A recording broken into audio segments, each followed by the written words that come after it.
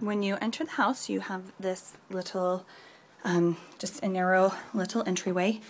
To the left, I've just got a mirror where we can hang jackets and things. And then right here is the door that goes into the garage. The garages here aren't big enough to park cars inside of, so it basically is just used for storage. So we put all of the things that we're not using or things that didn't fit upstairs, like the box springs, because furniture in the US is larger, the box springs didn't fit up the stairs. So we had to put boards across the bed rail so that we could not sink through with the mattress. But this is just the inside of the garage, and we use it for storage. But again, you can't park cars inside of it. Kind of a quirky thing is that here you have keys that open and close all of the doors, so they all lock from the inside. You don't have deadbolts or push locks, you have keys. So we have keys for all of the doors that lock, and we have keys for a lot of the windows, because you have to lock the windows by key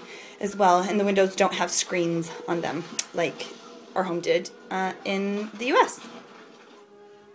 So this little area kind of then opens up. It'll go into the family room, and most of the houses in the UK do have the cupboard under the stairs, but our house here has a cupboard that's above the stairs, and it's just an empty little storage area where you can put shoes and like John's briefcase and things like that. Okay, so when we come down the hall and we take a left here, this is just a broom closet right there ahead, and this right here is the furnace. We were actually one of those rare families that has forced air instead of radiators, although the owners who own the house that are letting it to us want to bring radiators in because the furnace is on its last leg of life. One of the quirky things about the house that I love is that every room has doors that close off to it. So as you travel around, you can close the door behind you to just keep out the mess or keep out the noise. So anyway, this right here is the kitchen, and it's just a small little kitchen. One of the things that is interesting about the UK is that all of their electrical outlets have switches, and so you switch the outlet on to be able to use the outlet, and then you switch it off again. So right now that's on, and then I switch it off and the toaster's off. So even if I wanted to use the toaster, it doesn't work because I'm turning the electricity off. And I like that. People say that it saves you money because you're not creating any kind of a current because you're actually turning the switch off. So how true or not that is, I don't know, but I like the idea of it. Another thing that's unique about the UK is that the washing machine is in the kitchen. So here is our washing machine, and we are lucky and we do have a dishwasher. So there's the dishwasher, and washing machine and dishwasher are right across from each other. So yeah, that's the kitchen, and because the washing machine's in here, the laundry also ends up in here. Oftentimes we have a door right here that then goes out into the back garden. This is our refrigerator.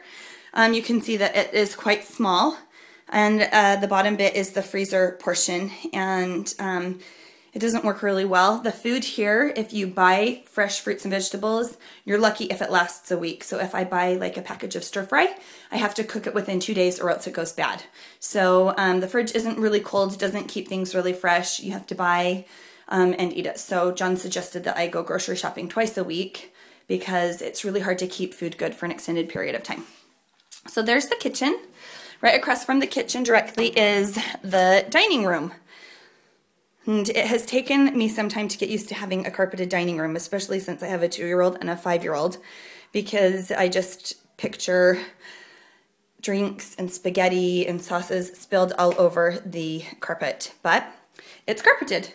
So here's the dining room, and again, it's just a very basic room. It has the windows that look out the front into the neighbors, and then right between the kitchen and the dining room is just this little half bath. So we have a toilet and a sink here, which is really convenient when you have company over and they need to use the toilet. They don't have to go upstairs. Okay, so the last room that's on the main level of the house is the family room, and it's the room that has the conservatory. So it's just your basic standard family room. And there's the pink one. My fantastic 5-year-old. This is probably our favorite thing about houses in the UK is that most of them have these conservatories.